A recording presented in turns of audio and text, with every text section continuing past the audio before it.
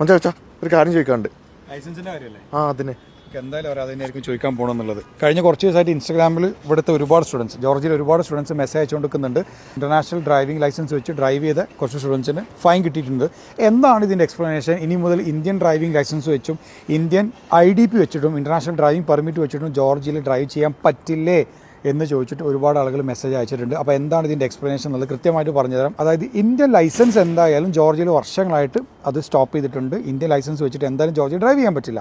പിന്നെ ഇത്രയും കാലം നമ്മളൊക്കെ ഡ്രൈവ് ചെയ്തിട്ടുണ്ടായിരുന്നത് ഇൻ്റർനാഷണൽ ഡ്രൈവിംഗ് പെർമിറ്റ് വെച്ചിട്ടായിരുന്നു. അപ്പോൾ അവർ പറയുന്നത് ഇൻ്റർനാഷണൽ ഡ്രൈവിംഗ് പെർമിറ്റ് ഷോർട്ട് വിസിറ്റിന് രാജ്യത്ത് പോയാൽ ഡ്രൈവ് ചെയ്യാനുള്ളതാണ്. നിങ്ങളൊരു ടൂറിസം ആവശ്യത്തിന് ജോർജിയയിൽ വരികയാണെങ്കിൽ നിങ്ങൾക്ക് IDP യൂസ് ചെയ്യാം. പക്ഷേ നിങ്ങൾ ഇവിടുത്തെ റെസിഡൻസി എടുത്തു കഴിഞ്ഞാൽ, സ്റ്റുഡൻ്റ് ആയിക്കോട്ടെ മറ്റുള്ള ആളുകളൊക്കെ ഒരു 3 മാസം കഴിഞ്ഞാൽ എന്തായാലും റെസിഡൻസി എടുക്കും.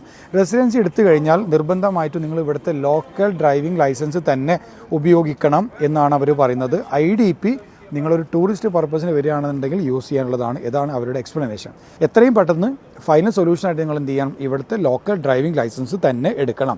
എന്തായാലും ഞാൻ ഇവിടുത്തെ പോലീസ് ഡിപ്പാർട്ട്മെൻറ്റിൽ അപ്പീലിന് കൊടുത്തിട്ടുണ്ട്. അതിൻ്റെ ഡിസിഷൻ വന്നു കഴിഞ്ഞാൽ കുറച്ചുകൂടി ക്ലാരിറ്റിയിൽ എനിക്ക് ഇതിൻ്റെ ആൻസർ ചെയ്യാൻ വേണ്ടി പറ്റും. അൺടിൽ നൗ ഇതുവരെ ഞാൻ പോലീസിനോട് സംസാരിച്ചതിൻ്റെ അടിസ്ഥാനത്തിൽ ഞാൻ മനസ്സിലാക്കിയൊരു കാര്യം, IDP ഇനി മുതൽ റെസിഡൻസി എടുത്ത ആളുകൾ, സ്റ്റുഡൻസ് അടക്കമുള്ള ആളുകൾക്ക് IDP യൂസ് ചെയ്യാൻ പറ്റില്ല എന്നാണ് അവർ പറഞ്ഞിട്ടുള്ളത്. ഓക്കെ, അപ്പോൾ ഇതിൻ്റെ കൂടുതൽ എക്സ്പ്ലനേഷൻ വീഡിയോ അപ്പീലിൻ്റെ റിസൾട്ട് വന്നതിന് ശേഷം ഞാൻ ചെയ്യാം. അതുവരെ ബൈ.